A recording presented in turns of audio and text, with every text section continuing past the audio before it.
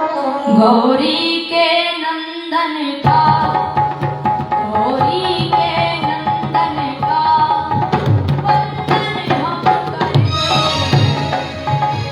गौरी के नंदन का वंदन हम करते हैं। गौरी के नंदन का वंदन हम करते हैं।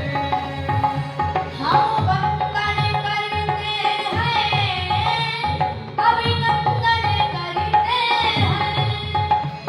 हम वंदन करते हैं, अभिनंदन करते हैं। गौरी के नंदन का अभिनंदन करते हैं।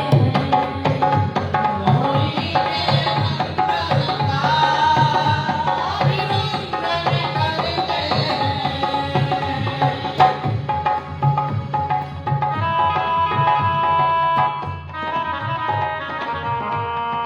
बोलो गणेश भगवान की जय।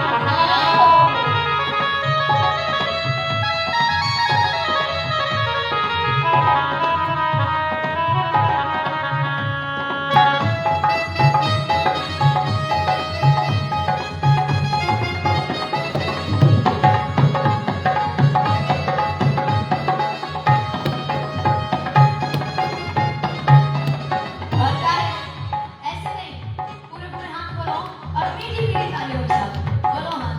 फोन रख दो, ये फोन भी कमाल की चीज है। चाहे भोजन हो चाहे पूजा हो, कुछ भी हो, लेकिन फोन पीछा नहीं छोड़ता, हमारा नहीं पीछा छोड़ता है। ताकि फोन नहीं होगा ना ही कोई काम, ना ही पढ़ाई लिखाई, अब तो सब फोन पर होता है। अच्छा भी है, अपन जैसा उपयोग हो। मीठी मीठी तालियों के साथ भाव के साथ बोलो। शुभ कारज से पहले तेरा ध्यान करते हैं। भारत से पहले तेरा तो ध्यान धरते। कोई संकट आए तो हे बाबा, प्रभु पर घर में हरते। कोई संकट आए तो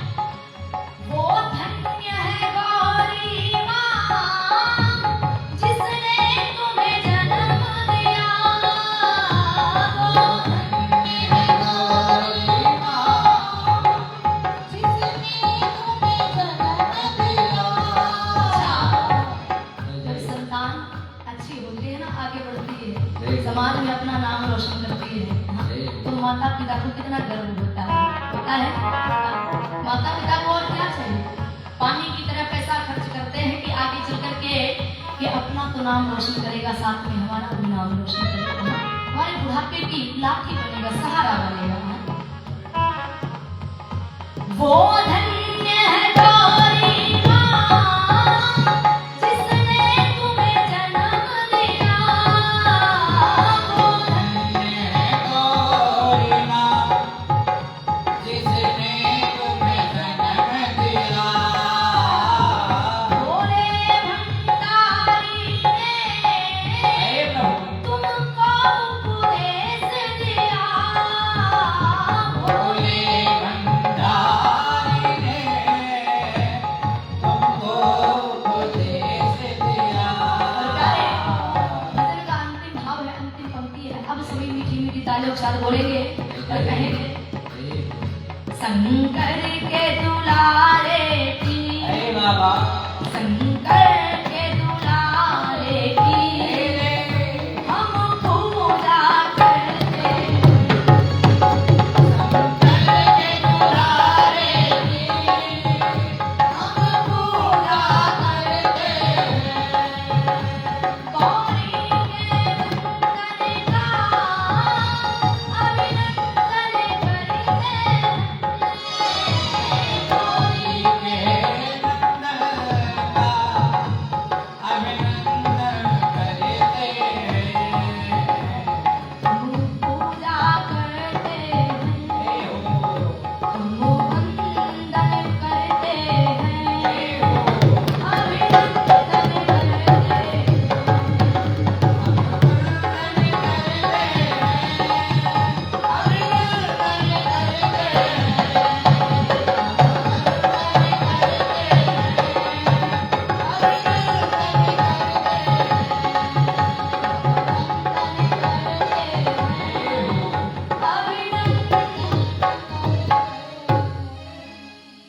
प्रेम सूर्य गजानन भगवान की, प्रेम सूर्य आदि शक्ति दुर्गे मैया की।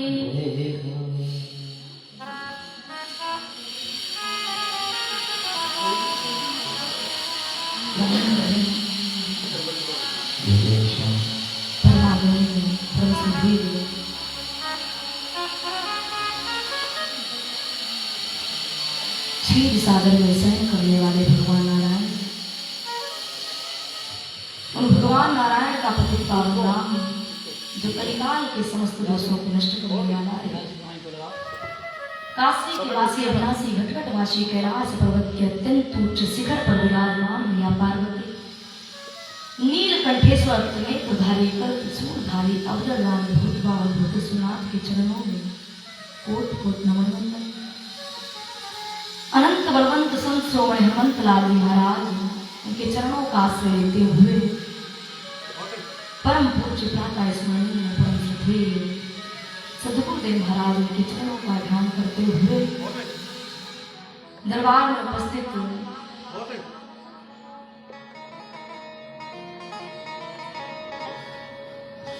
परम पूज्य परम श्रद्धेय माता श्री एवं पितामह भीष्म गुरुओं के पथ को रोशन करने वाले ऐसे हमारे वयोवृद्ध ये चीज बनाने के लिए नहीं गए। आपके बंदे ही बोल रहे हैं, यही बोल रहे हैं, कीबोर्ड पर है भाई। चलो कोई बात नहीं, बढ़िया है। और सुनो, ये होल है और भी सभी नहीं आती। प्रेम सूर्य वृंदावन बिहारी लाल की। दरबार में उपस्थित पितामह भीष्म गुरुद्रोण के पथ को रोशन करने वाले हमारे वयोवृद्ध सत्यकार की मंदार साथी बच्चों का अनुकरण करने वाले मातृ शक्तियों नन्ही नन्ही चाल में पुष्पित पल्लवित होनहार का आधार मेरे प्यारे सिया राम मैं सब जग जानी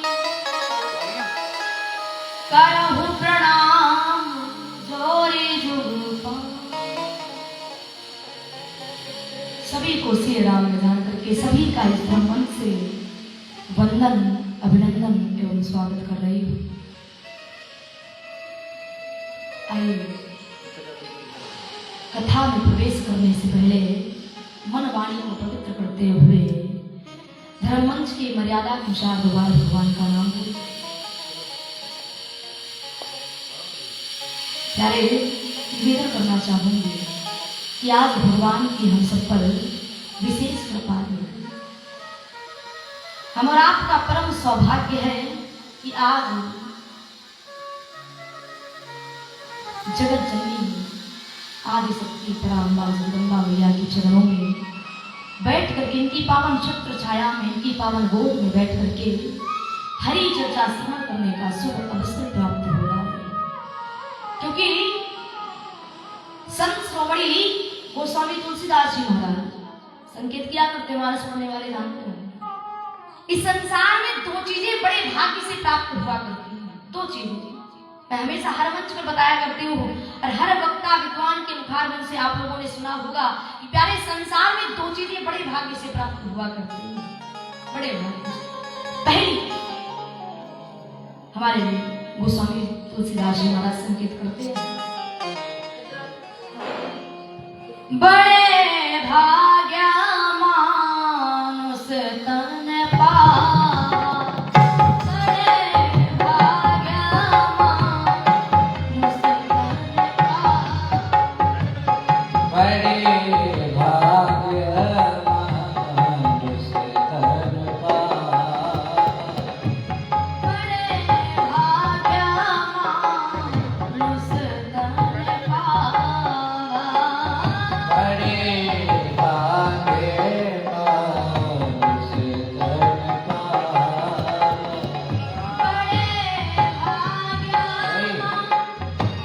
मानुष तन पावा, बड़े भाग्य मानुष तन पावा, सुरे दुर्लभ सर बंधन गावा, सुरे दुर्लभ सर बंधन गावा, सुरे दुर्लभ सर बंधन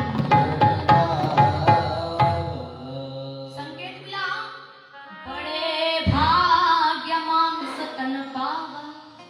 बड़े भाग्य से जब परमात्मा की विशेष कृपा हुआ करती है तब कहीं जा करके, क्योंकि इस संसार में, पूरे जगत में, सृष्टि में एक प्रजाति मानव की ही थोड़ी ना है, 84 लाख योनियां हैं, नहीं 84 लाख,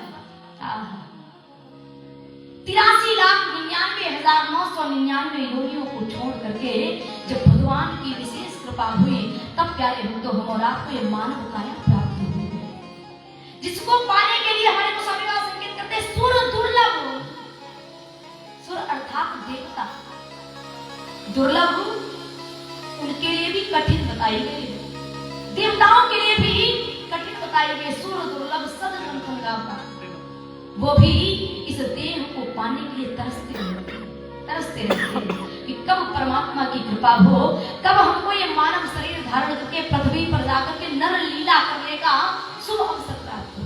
क्योंकि प्यारे कई लोग हैं और कई योनियां हैं, 84 लाख योनियां हैं। अभी आप लोगों ने सुना है भैया, प्रत्येक योनि में और प्रत्येक लोक में जाने के बाद में एकमात्र भोग किया जा सकता है, वो भोग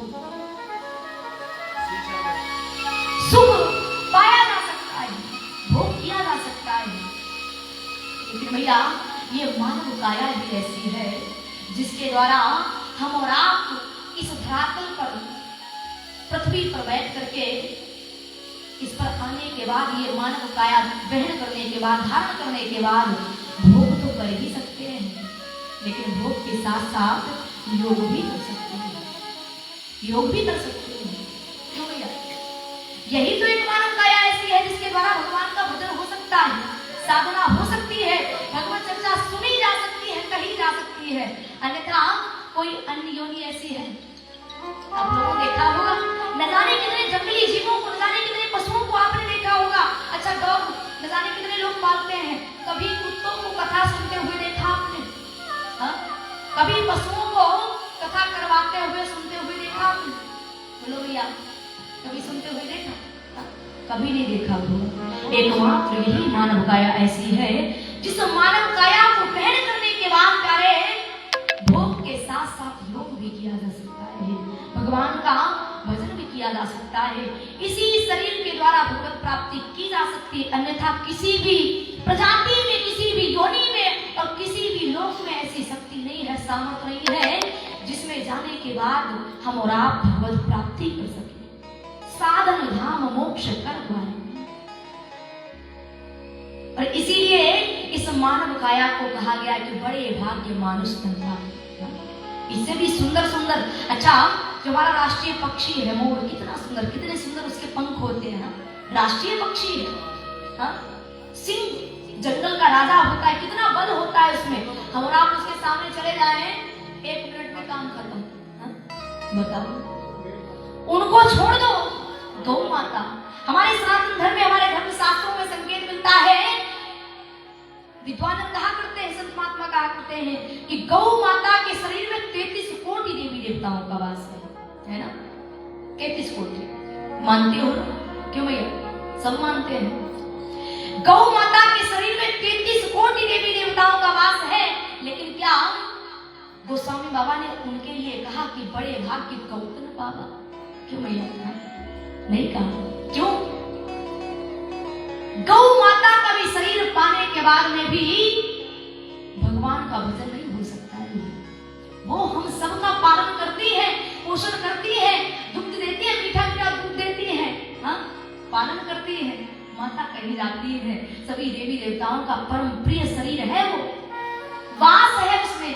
लेकिन फिर भी संत महात्माओं ने उनके शरीर के लिए नहीं कहा कि बड़े भाग्य से गौतम बाबा, एकमात्र इसी शरीर के लिए कहा है कि बड़े भाग्य मानुष तन पावा, जिसको पाने के लिए देवता भी सुर दुर्लभ सदग्रंथन गावा। भगवान की विशेष कृपा है कि आज हम सबको बड़े भाग्य मानुष तन पावा, आज वही मनुष्य शरीर, वही मानव काया हम और आपको प्राप्त हुई। पहली तो ये मानव काया, और दूसरी है कौन सी चीज है जिसको संत महात्माओं ने कहा कि बड़े भाग्य से प्राप्त होती है? कौन सी चीज पता है? हाँ? पता तो सबको होगी। अभी जो हम बोलेंगे ना तो सोचते हैं कि हम पता है। हाँ? गोस्वामी बाबा संकेत करते हैं मानस में, बड़े भाग्य पाइब सत्संगा,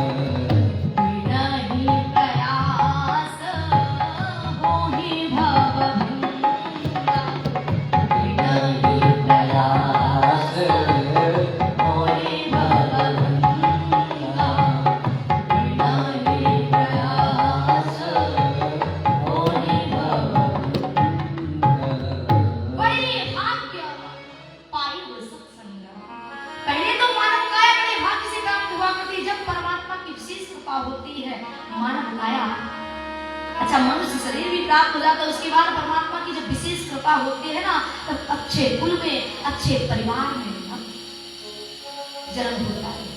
उसके बाद में जब परमात्मा की विशेष कृपा होती है, जब हमारे और आपके जन्म जन्मांतर के, कल्प कल्पांतर के, युग युगांतर के पुण्य उदय हुआ करते हैं ना, तब कहीं जाकर के संतों का साहित्य, भगवत चर्चा श्रवण करने को मिलती है।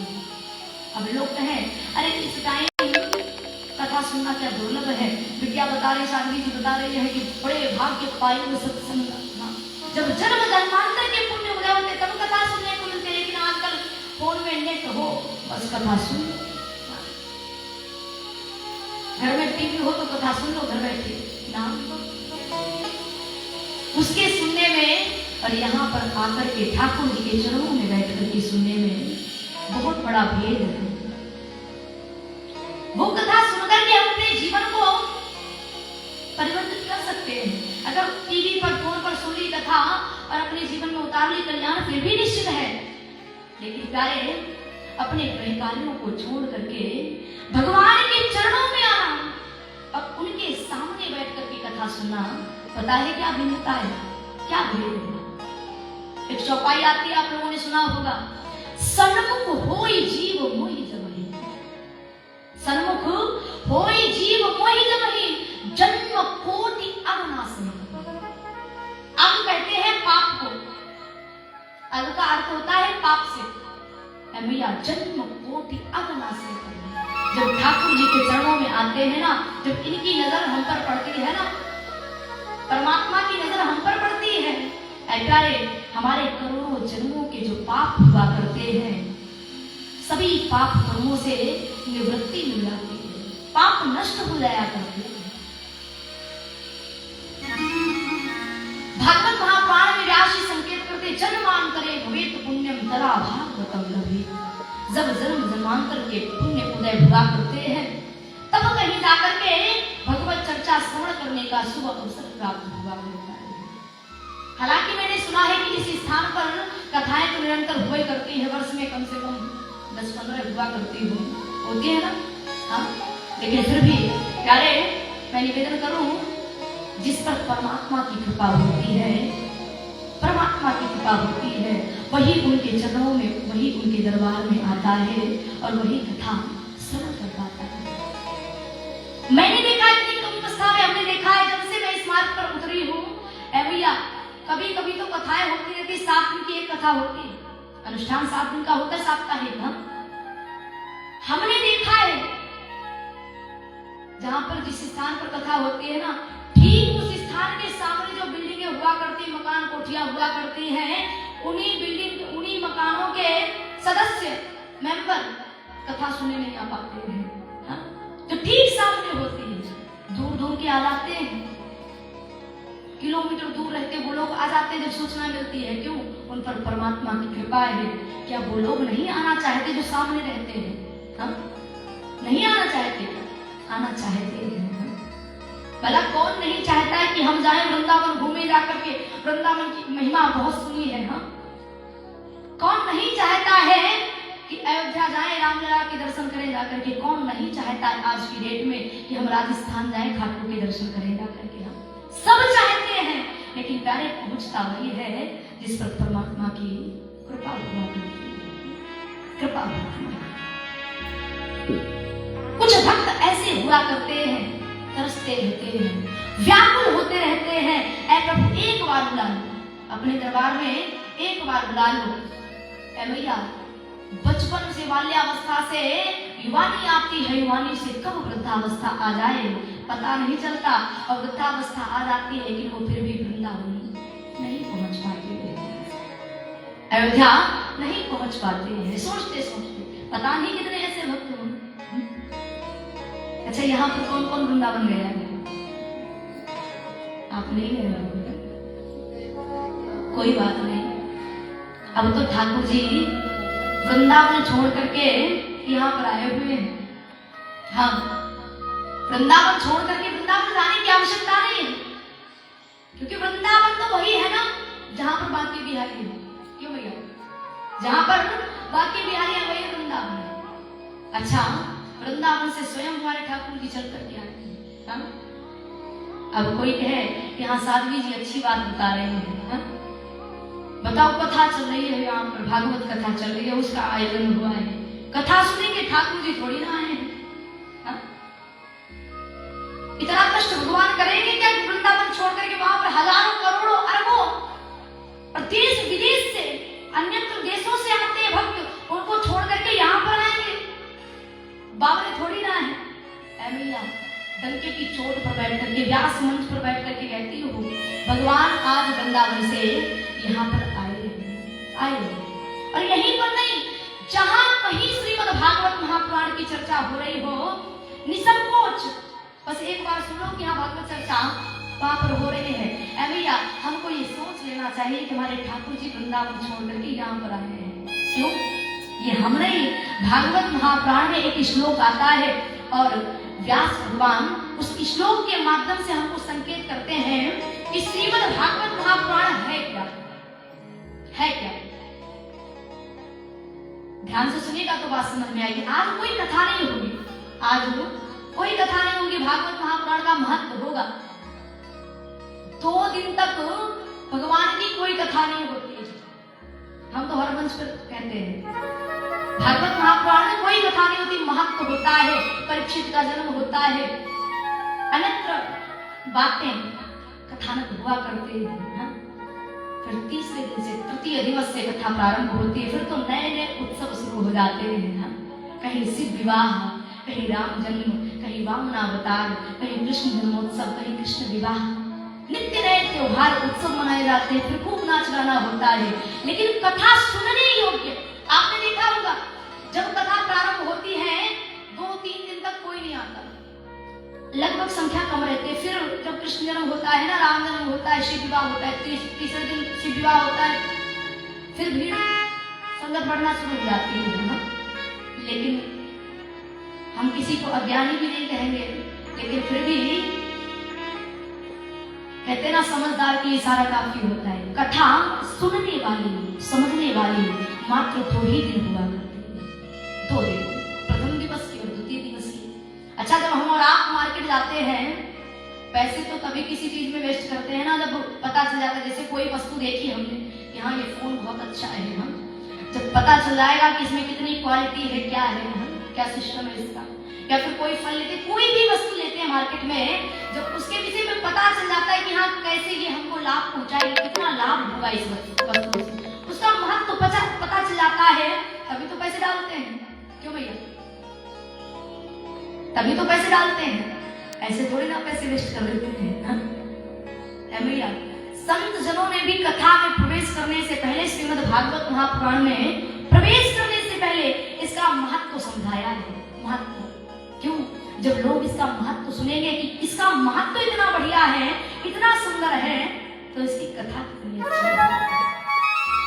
आप सभी श्रवण करेंगे अभी सूत जी महाराज के मुखारविंद से कि श्रीमद् भागवत महापुराण के प्रभाव से क्या फल, किस फल की प्राप्ति होती है, किस पुण्य की प्राप्ति होती है।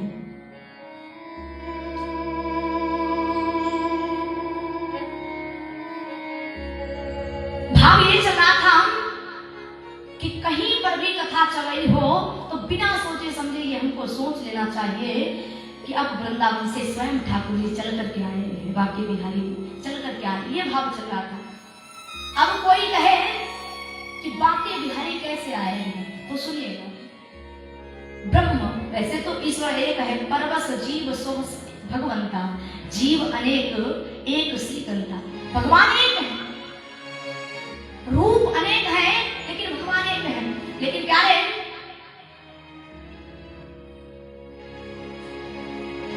ध्यान देना, जिस समय पर भगवान कन्हैया गोलोक धाम को जाने वाले थे,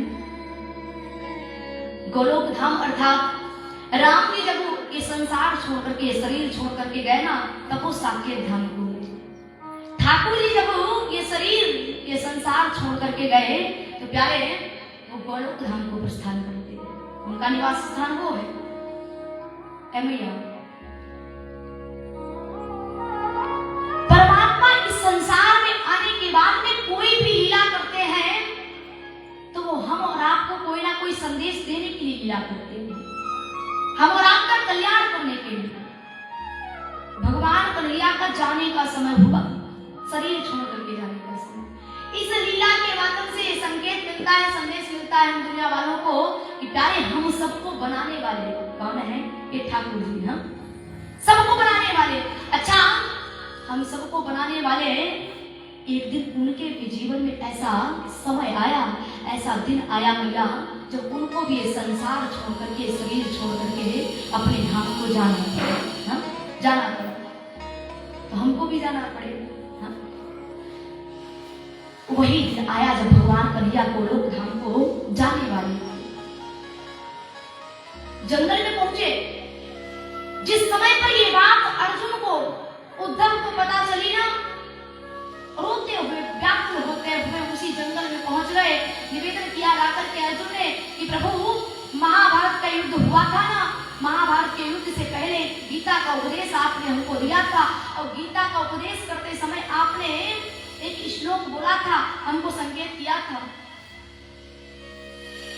यदा यदा हि धर्मस्य ग्लानिर्भवति भारत अभ्युत्थानो धर्मस्य तदात्मानं सृजाम्यहम् परित्राणाय साधूनां विनाशाय च दुष्कृतां धर्म संस्थापनार्थाय संभवामि युगे।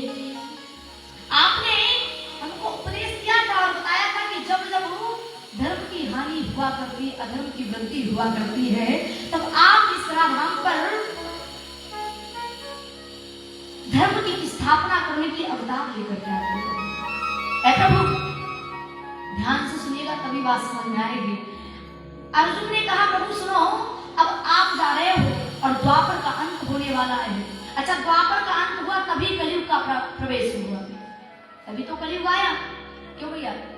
4 युग है ना, सतयुग, त्रेता, द्वापर और कलयुग। द्वापर के अंत हुआ, कलयुग का आगमन हुआ। अर्जुन ने कहा प्रभु अब द्वापर का अंत होने जा रहा है, कलयुग का आगमन होने जा रहा है और आपको पता है इस कलिकाल में आपके भक्तों पर नाना प्रकार के कष्ट आएंगे, अत्याचार चरम सीमा पर बढ़ जाएगा, पापाचार बढ़ जाएगा, अधर्म की वृद्धि हो जाएगी और आप इस समय पर हम सबको छोड़ करके जा रहे हो, दुनिया वालों को, संसार वासियों, अपने भक्तों को छोड़ करके जा रहे हो। भगवान कन्हैया ने उसी समय पर मुस्कुराते हुए अपनी समस्त शक्तियों को श्रीमद् भागवत महापुराण में समाहित कर दिया। व्यास भगवान संकेत करते हैं, स्वकीयं यद्वे तेजस्तच्चो भगवते दधाति तिरोधाय प्रविष्टोऽयं श्रीमद् भागवतार्णवम्। भगवान कन्हैया ने उसी समय पर अपनी समस्त शक्तियों को श्रीमद् भागवत महापुराण में समाहित कर दिया और स्वयं अंतर ध्यान होकर के श्रीमद् भागवत महापुराण में समाहित हो गए। वैसे तो भगवान के अनेक रूप हैं, लेकिन प्यारे एक होता है परम ब्रह्म और दूसरे शब्द ब्रह्म स्वरूप है। और भगवान का ये कौन सा स्वरूप है? शब्द ब्रह्म स्वरूप। भगवान कन्हैया अंतर ध्यान होकर के समस्त शक्तियों के साथ श्रीमद् भागवत महापुराण में समाहित हो गए। कलिकाल के भक्तों का, हम जैसे पापियों का उद्धार करेंगे। तो प्यारे जो श्रीमद् भागवत महापुराण है ना, ये हमारे ठाकुर जी का साक्षात वांगमय स्वरूप है, साक्षात शब्द ब्रह्म स्वरूप। अब तो बात सिद्ध हो गई ना, क्योंकि हमारे धर्म शास्त्र अकाट्य है। जैसे मानस को कोई काट नहीं सकता है, वैसे भागवत महापुराण का प्रत्येक श्लोक, प्रत्येक शब्द, इसको भी कोई काट नहीं सकता है, कोई काट नहीं सकता है। व्यास भगवान ने संकेत किया है कि श्रीमद् भागवत महापुराण साक्षात हमारे ठाकुर जी का वांगमय स्वरूप है। तो अब कहीं भी श्रीमद् भागवत महापुराण की चर्चा हो रही हो तो समझ लेना कि वृंदावन से स्वयं ठाकुर जी चल करके आए हैं, चल करके आए हैं।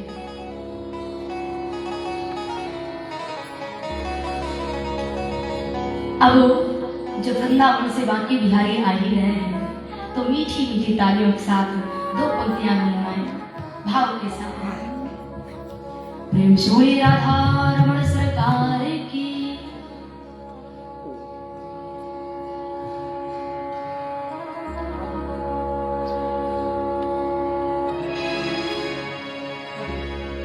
मेरो राधा रमण गिरधारी, गिरधारी श्याम बनवारी। मेरो राधा रमण गिरधारी श्याम बनवारी। मेरो राधा रमण गिरधारी, गिरधारी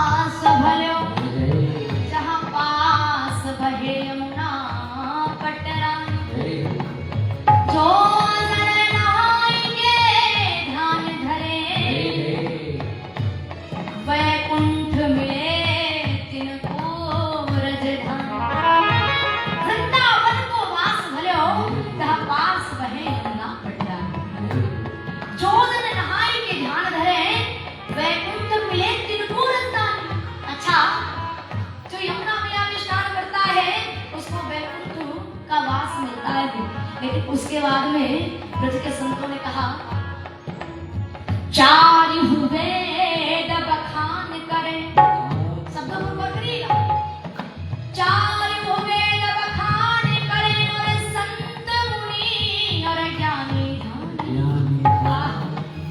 अंतिम पंक्ति बड़ी सुंदर है।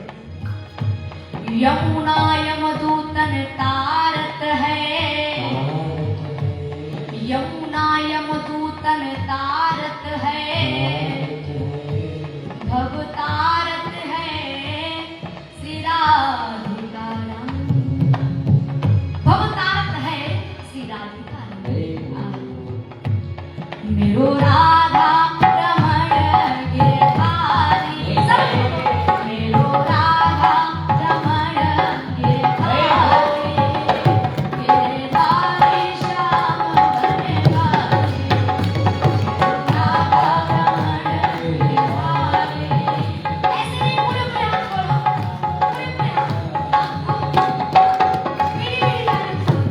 गिरधारी श्याम बनवारी, गिरधारी श्याम बनवारी, गिरधारी श्याम बनवारी। मेरो राधा, मेरो श्यामा, जय जय राधा रमण गिरधारी, गिरधारी श्याम बनवारी।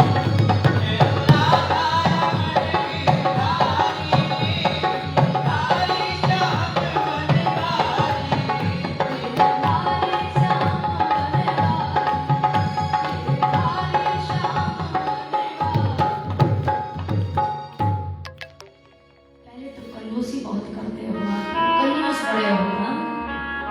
अब बोलो, अब कैसे कंजूसी करोगे? अब तो संगीत भी नहीं बज रहा, अब तो हम पता कर लेंगे कौन बोल रहा है कौन नहीं बोल रहा है ना? हाँ। मेरो राधा रमण गिरधारी, गिरधारी श्याम, लगता है भोजन नहीं मिला है। मेरो राधा रमण गिरधारी, गिरधारी श्याम बनवारी, गिरधारी श्याम बनवारी, गिरधारी। हमें लगता है गलती आपकी नहीं, हमें को कम सुनाई देता है ना? मेरो राधा रमण गिरधारी, गिरधारी श्याम। प्रेम से बोले राधा वल्लभ सरकार की, प्रेम से बोले बाके बिहारी लाल की, प्रेम से बोले राधा रमण सरकार की।